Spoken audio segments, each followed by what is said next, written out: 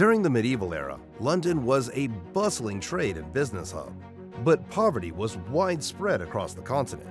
For many Londoners, cooking at home wasn't just an inconvenience, it was nearly impossible. Why? Well, cooking gear and ingredients were often too pricey for the average person. And don't even get started on the cost of fuel. Plus, those living in cramped tenement housing often didn't have even basic furnishings, let alone a fireplace to cook on. So it's no wonder many folks turned to cook shops for takeout. And that's how junk food came to be. It had to be cheap and satisfying, not necessarily tasty. After all, when you're earning a penny a day in the busy streets of London, you need something that fills you up to work more. So, what was the medieval fast food like? Well, let's take a trip back in time to find out. For centuries, having the essentials for home cooking was pretty uncommon. A study looking into life in 14th century Colchester, England, found that only 3% of households paying taxes had their own kitchen. Imagine that! Artisans, laborers, and widows struggling with finances often lived in homes without even a fireplace, let alone a proper stove for cooking. Money had to stretch for important things like rent and basic necessities, leaving little left over for fancy kitchen gear.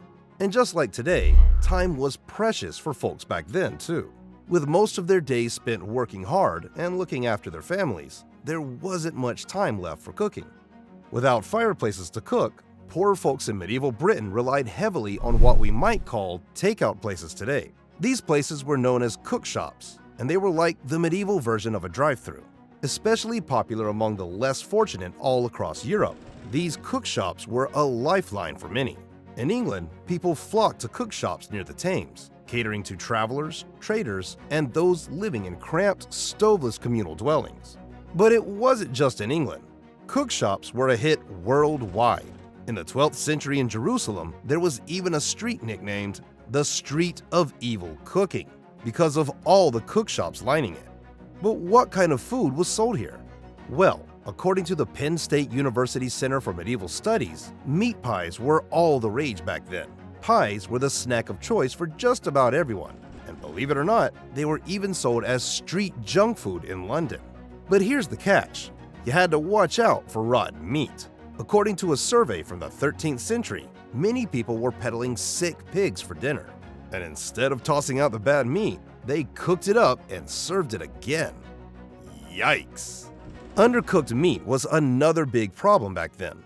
Eventually, chefs got a bad rep for using spoiled or contaminated meat in their pies. There's even a saying that goes, "While the devil brings the cooks, God sends the meat." It's a reminder of the risks folks took when grabbing a quick bite on the go. Please take 2 seconds to help me out and hit the like and subscribe button if you're enjoying the video so far. Each like and subscribe helps support this channel and keeps me motivated to keep making you interesting content. Thank you. Now back to the video. Bread was a staple food during medieval times. However, many households didn't have access to their own grain, so they had to purchase it from bakers. While selling pre-made bread was convenient, bakers offered something even more enticing for their customers. For instance, you could bring your own meat to the bakery and have them wrap it in dough and bake it up. Pretty tasty, huh? And the best part, they wouldn't charge you more than a penny if you brought your own meat. Alongside meat-stuffed bread, another delicious option from medieval times was the bread bowl, known as trenchers. These served as edible containers for soups and stews, making them the top choice for junk food for many people. Plus, they were a much cheaper alternative to dining out at restaurants with fancy dishes. To top it off, historians even found rules that stopped bakers from charging more than a penny to stuff a customer's meat into a pastry and bake it. Talk about a bargain for those tight on cash. But bread bowls weren't the only carb-loaded delight around. Besides being a staple at state fairs and during leisurely mall strolls, soft pretzels were also hugely popular throughout the entire medieval period. This delicious junk food was surprisingly simple, made with just 3 ingredients: water, flour, and salt. In less than 30 minutes, you could whip up nearly 50 pretzels ready to bake. What's more, the Catholic Church gave its stamp of approval to this tasty snack or junk food, call it what you will, and everyone was delighted to munch on them. Since meat was often avoided due to the risk of it being rotten, pretzels easily became a popular alternative. They were handed out to children during prayers, while others distributed them to the less fortunate. Can you believe that these humble treats were seen as a symbol of luck and prosperity? And who could resist the temptation of biting into a freshly baked pretzel, right? Alcohol was also on the fast food menu. During medieval times, Europeans were fond of drinking, and even prohibition couldn't put a damper on that. While they were expected to steer clear of meat during Lent and other fasting days, many found ways around it. Some people believed that since fish reproduced asexually, it didn't count as meat, so they swapped meat for fish. Others turned to alcohol instead. While drinking offered a temporary escape from abstaining, the church wasn't too pleased about folks getting too drunk during Lent. They warned against excessive alcohol consumption, especially during this holy time. In fact, they had some stern words for those who made a habit of it, particularly because many only indulged in alcoholic beverages during Lent. Another medieval junk food that found its way onto the Lent table was the mock egg, often enjoyed with a side of alcohol. This dish was created as a substitute for meat. Surprisingly, the recipe for mock eggs remains quite simple even today. You only need a few empty eggshells filled with almond milk, jelly, and crunchy almonds. Then, color it yellow with food coloring and wash it down with a mug of delicious beer. I don't know about you, but this for me is a no. Sugar, something we often take for granted or try to cut down on today, was quite a luxury during medieval times. Even knights in shining armor and everyday folks found it hard to come by. Instead of grabbing candy bars like we do today, people headed to bakeries for pastries sweetened with honey. In the 14th century, an old recipe included apples, flour, saffron, and honey. Another favorite among the peasantry for satisfying their sweet cravings was gingerbread, which used honey instead of sugar.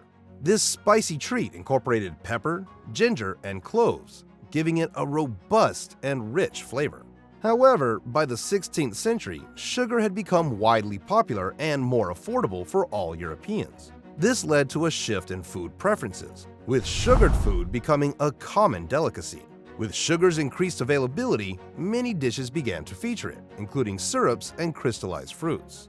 It might sound strange, but among other spices, sugar became one of the top choices for seasoning meat. Pretty weird, huh? In fact, sugar was widely used to flavor all sorts of meats. The sugar craving had a significant impact on diets for centuries, laying the groundwork for what we now know as modern junk food. And well, medieval Europeans had a real sweet tooth, especially when it came to treats like cakes, fritters, and custards. Funnel cakes, a beloved snack even today, originated in medieval times. According to a medieval recipe book, the English loved all kinds of cakes. Some recipes included figs, apples, and almonds to make these delectable treats. The earliest funnel cakes were called crispies, which were essentially fried cakes sprinkled with sugar on top. Because ingredients were less readily available back then compared to today, Europeans got creative with their fritters. They even fried up sweetened cottage cheese and called it a milk fritter. Innovation knows no bounds when it comes to satisfying a sweet tooth. While you might associate waffles with American cuisine, they have roots dating back to before the medieval era. In fact, the ancient Greeks were among the first to indulge in this tasty treat. They had a sweet tooth too, and started baking cakes that resembled the shape of today's waffles. The only difference was that theirs weren't quite as sweet as the ones we enjoy today. So, it seems the love for sweet treats transcends both time and culture. The Crusades played a significant role in expanding the European palate, introducing new ingredients like cinnamon and honey. In the 15th century, inventive Dutch folks created the iconic rectangular grid-patterned plates used for making waffles. By the late medieval period, Europeans could grab fast food by purchasing a waffle on the street. Interestingly, it wasn't until the 18th century that an English cookbook added a second F to the word waffle, giving it the spelling we're familiar with today. Now that we've covered the medieval junk food, let's analyze how healthy it was.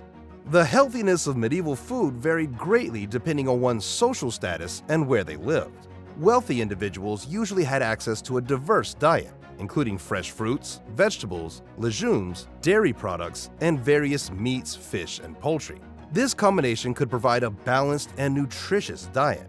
Moreover, the wealthy could afford imported spices, sweeteners, and exotic foods, which added flavor but might not have been the healthiest when consumed in excess. On the other hand, the peasant diet was less diverse but could still be nutritious. It relied on locally grown grains, vegetables, legumes, and sometimes included cheese or meat, especially on special occasions. Although lacking in variety, these foods provided essential carbohydrates, proteins, and other vital nutrients. However, malnutrition was an issue during times of poor harvest or famine. Primarily, the medieval diet revolved around what we now recognize as carbohydrates. Despite the health risks associated with their eating habits, some experts argue that it may have been more balanced than many people's diets today. So, what are your thoughts on medieval diets? Did anything surprise you? Let us know in the comments below. And don't forget to give this video a thumbs up and subscribe to my channel for more fascinating insights into interesting facts. That's all from this video. Thanks for watching, and I'll see you in the next one.